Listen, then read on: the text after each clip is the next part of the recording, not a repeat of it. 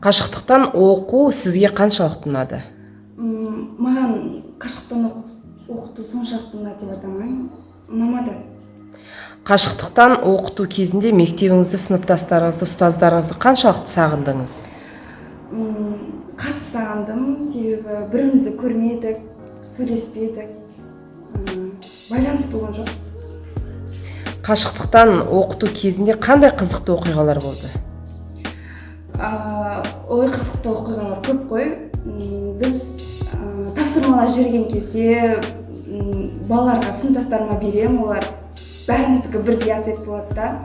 Сол мұғалімдер ұрысатын, неге бәріміздікі бірдей деп.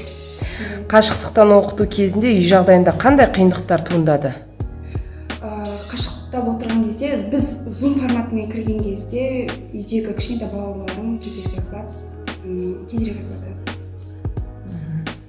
Қашықтықтан оқыту кезінде қандай жетіспеушілік байқалды? Сыныптастарымнан, мұғалімдердің жылылығы, сөйлеген сөздері, бірімізді көрмегендіктен сағыныш. Қашықтықтан оқыту кезінде мұғалім тарапынан қандай көмек көрсетілді? Ол кісілер бізге видеоурокта түсінбеген тақырыптарымызға арнайы өздері барынша түсіндіруге видеоуроктар жіберіп, барынша белсенділі болды. Қашықтықтан оқыту кезеңінде қандай қиындықтар болды?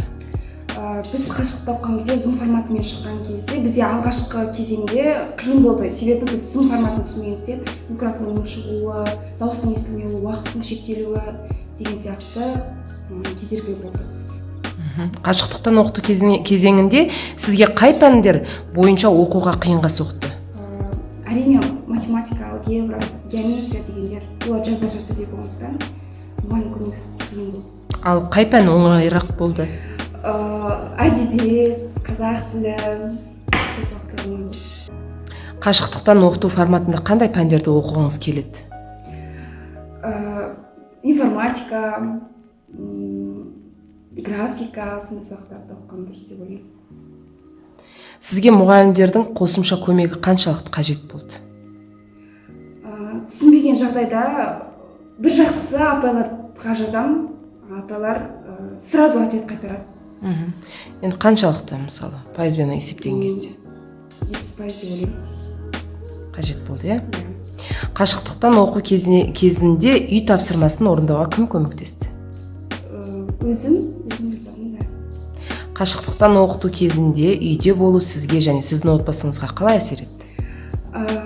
Жақсы, себебі отбасыма да ұнағанша өз үйде болған. Қашықтықтан оқыту кезінде бос уақытыңызды қалай өткіздіңіз? Бос уақытымда отбасымен кино көрдік, бірге тамақ отырып, тамақ ішпейтінбіз ғой. Таңғы асты бірге ішіп, түскі асты бірге ішіп. Болашақта мектептер қандай болады деп ойлайсыз? Болашақта мектептер IT форматта болады деп ойлаймын. Қазір бәрі электронный вариант қой. Еңкейген кәріден еңбектеген балаға дейін смартфон ұстайды. Сондықтан бәрі электронный болады деп ойлаймын. Қашықтықтан білім беру сіздің балаңызға қалай әсер етті? Қашықтықтан беру балама өте қатты әсер етті, әсіресе психологиясына. Басында қалыптаса алмады. Қашықтықтан оқыту кезінде балаңызға қандай көмек көрсеттіңіз?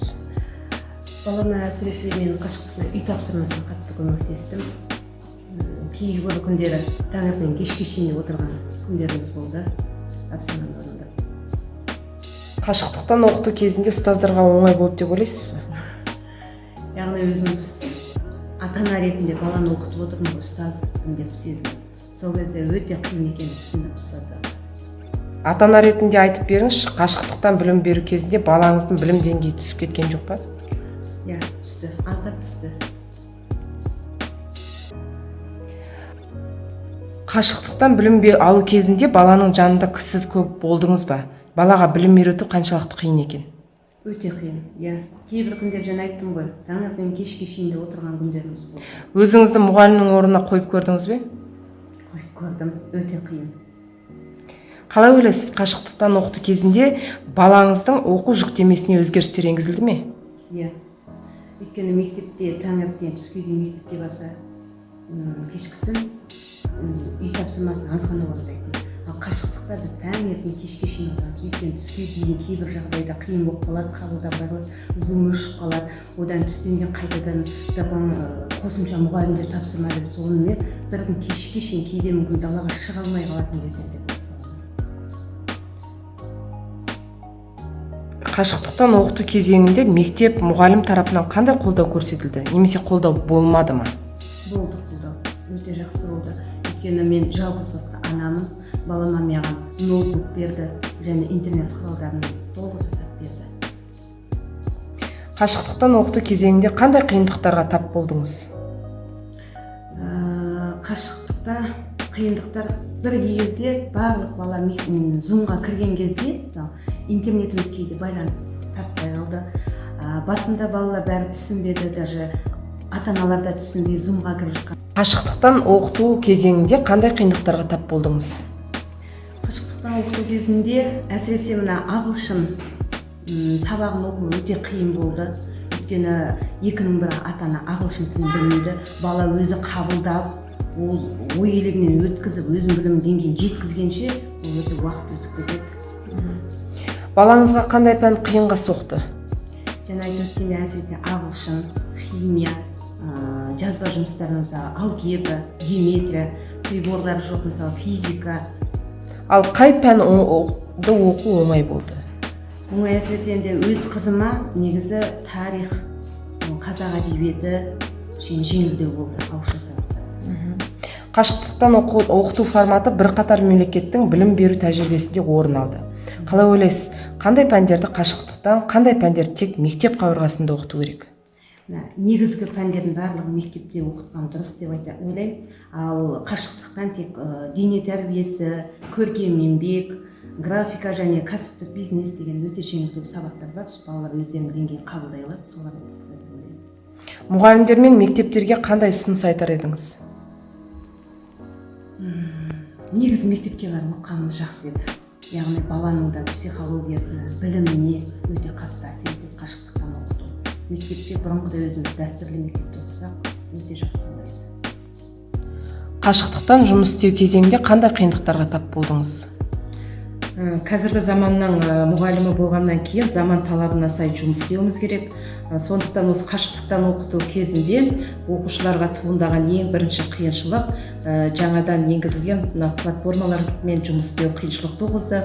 Одан кейін ең басында жаңағы интернетпен дұрыс қамтамасыз етілмеуі, одан кейін ата-аналардың да бас кезінде бұны дұрыс түсінбеуі, кейіннен қашықтықпен жұмыс істеу кезінде балалар осы жаңа оқу жүйесіне бейімделді.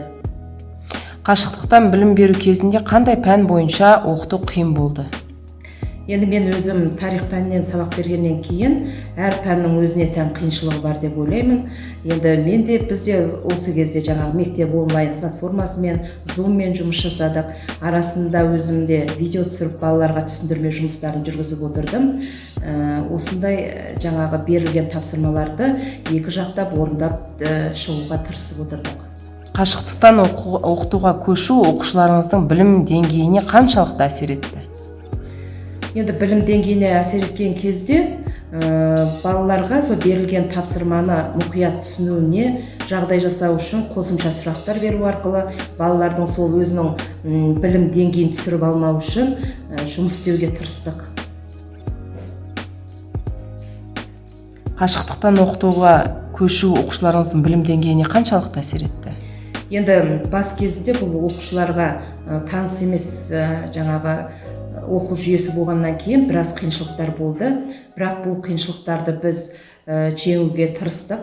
Жаңағы берілген тапсырмаларды орындау үшін қосымша сұрақтар беріп, жетелеп, сол білім деңгейінің төмендеп кетпеу үшін жұмыс жасадық. Сіздің ойыңызша қашықтықтан білім беру жүктемесінің көлемі дәстүрлі оқыту формасынан қаншалықты өзгеше болды? Енді біз бұрын дәстүрлі білім беру жүйесінде жаңағы 40 минут оқушыларға сабақ беретін болса, енді бұл жерде көп болса 30 минут сабақ бердік. Бірақ та оқушылар кешке дейін өздерінің түсінбеген сұрақтары бойынша жаңа кері байланыс жіберу кезінде жаңағы. Сіздің ойыңызша қашықтықтан білім беру жүктемесінің көлемі дәстүрлі оқыту формасынан қаншалықты өзгеше болды? Енді дәстүрлі оқыту формасында біз 40 минут оқушыларға сабақ беретін болсақ, енді қашықтық кезінде біз Zoom арқылы жаңағы 30 минут сабақ беретін болдық. Бірақ оқушылар өздерін толғандырған, түсінбеген сұрақтары бойынша кез келген уақытта хабарласып, өздерінің сұрақтарына жауап алып отыруға тырысты. Қашықтықтан оқыту кезінде мұғалімге түсетін жүктеме қалай өзгерді? Енді жүктеме өзгерген кезде, бұрын біз енді мектепте болған кезде түске дейін өзіміздің сабағымызды беріп кететін болсақ, ал мына қашықтықтан оқыту кезінде мұғалім түннің ортасына дейін жұмыс істеді десе болады. Өйткені оқушыға біз шектеу қойған жоқпыз. Осындай уақыт пен осындай уақыттың арасында жіберуін керек деп, оқушы өзінің алған тапсырмасын кез келген уақытта жіберіп отырды. Сондықтан біз кез келген уақытта оқушының жіберген тапсырмасына кері байланыс жіберіп отырдық. Қашықтықтан оқыту кезінде мұғалімге түсетін жүктеме қалай өзгерді? Енді қашықтықтан оқыту кезінде балалармен түске дейін сол жаңағы сабақтың көлемімен жұмыс істейтін болсақ, берілген тапсырмаларды түсіндіріп, үйге берілетін тапсырмаларды беріп жұмыс жасайтын болсақ, ал түстен кейін оқушыларды өздерінің сұрақтарына жауап беріп отырдық, жіберген сұрақтарына.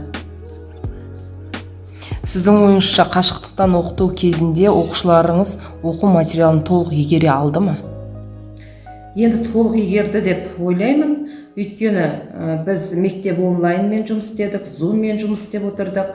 Одан кейін арасында видео сабақтар жіберіп отырдым. Енді балалардың осы қашықтықта оқыту кезінде тақырыпты толық меңгерту үшін жұмыс жасадық деп ойлаймын.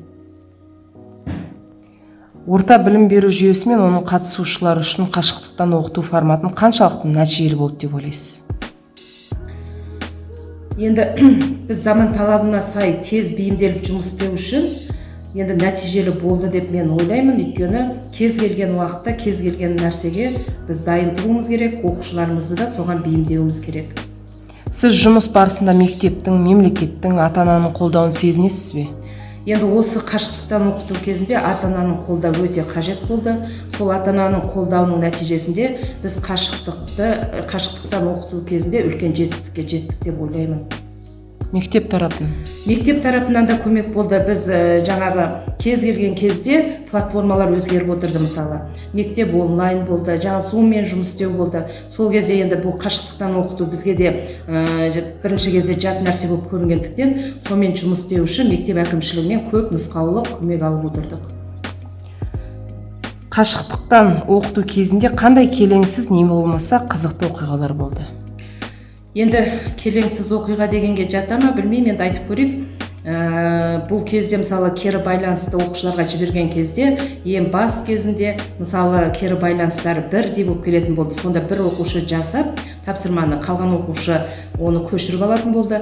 Бірақ енді біз мұғалім болғаннан кейін алдымызда отырған баланың білім деңгейін білгендіктен қай баланың қалай орындайтындығын білеміз. Сондықтан сол көшіріп алған оқушыларға қосымша сұрақтар беру арқылы білімдерін нақтылауға тырыстық.